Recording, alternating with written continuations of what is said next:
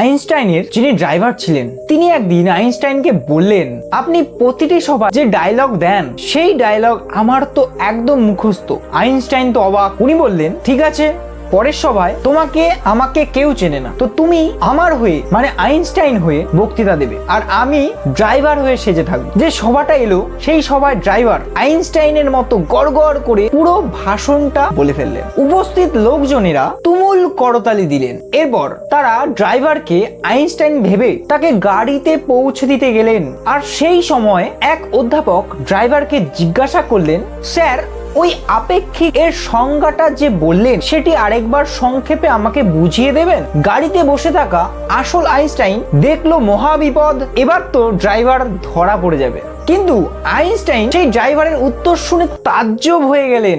Driver উত্তর দিল, এই সহজ জিনিসটা আপনার এখনো মাথায় ঢোকেনি? যান, গাড়িতে বসে আছে আমার ড্রাইভার, তার কাছে জিজ্ঞাসা করুন, সে উত্তর দিয়ে দেবে। এখান থেকে শিক্ষা পাওয়া গেল, জ্ঞানী ব্যক্তিদের সাথে চলাফেরা করলে আপনিও জ্ঞানী হয়ে উঠবেন। আপনি যেমন মানুষের সাথে ঘুরবেন তেমনই তো হয়ে উঠবেন। এই জন্য একটা কথায় আছে, সৎ সঙ্গে স্বর্গবাস আর অসৎ সঙ্গে সর্বনাশ। ধন্যবাদ।